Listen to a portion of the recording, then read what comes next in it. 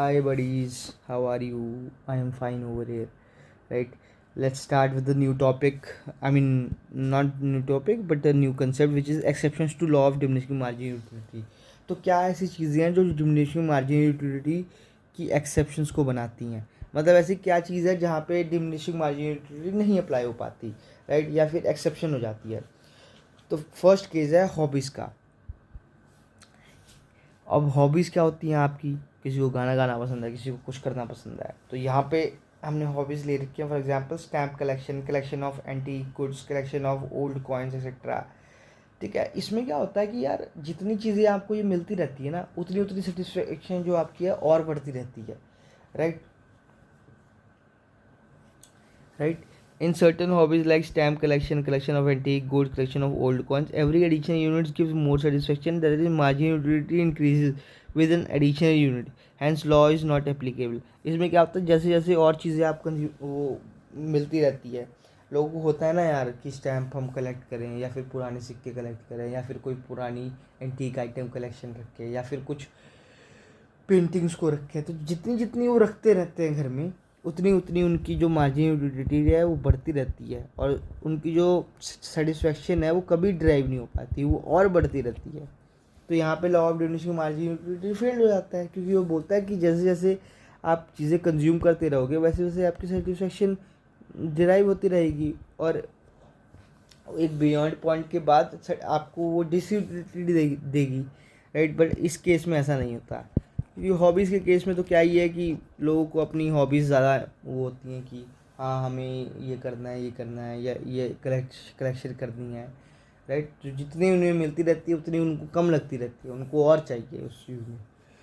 दूसरा है exception drunk yard का। ठीक है, एक जो ड्रंकर्ड मैन होता है ना, उस पर ये सब लॉ नहीं अप्लाई होता। ठीक है, जो इंटॉक्सिकेशन होता है, ठीक है, वो क्या कहते हैं, ऑफ लिक्विड, राइट, वो और बढ़ता रहता है। वो देखा नहीं आपने कि आप दारू के जो भी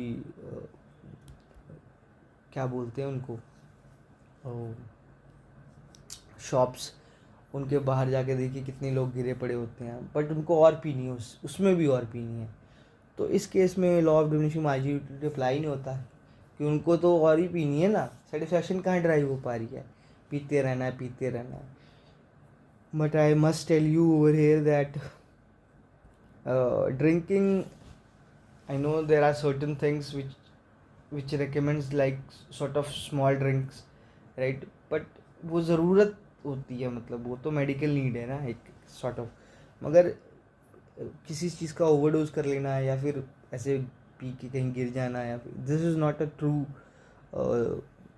person. Please apply your brain.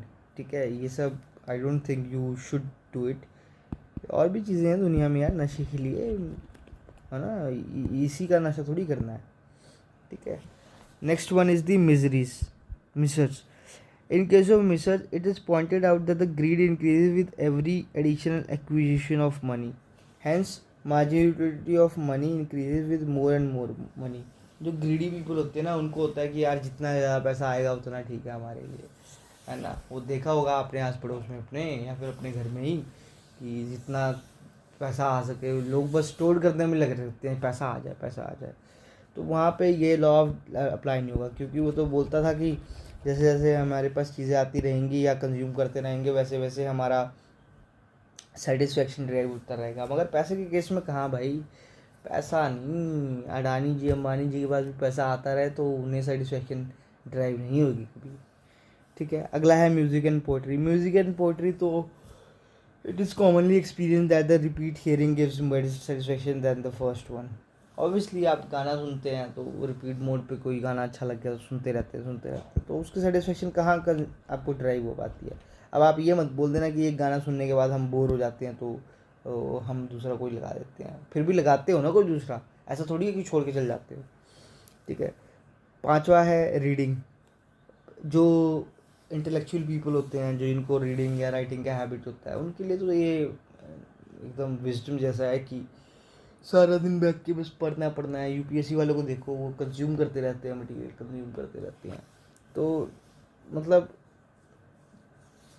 Reading में क्या है कि बुक्स वगैरह जितनी लोगों के पास आती रहती है उनको लगता है नहीं और पढ़ना है, कुछ और नया करना है, ठीक है। तो this was the exception of law of diminishing marginal utility, जहाँ पे margin utility, law of diminishing marginal utility apply नहीं हो पाती है, राइट।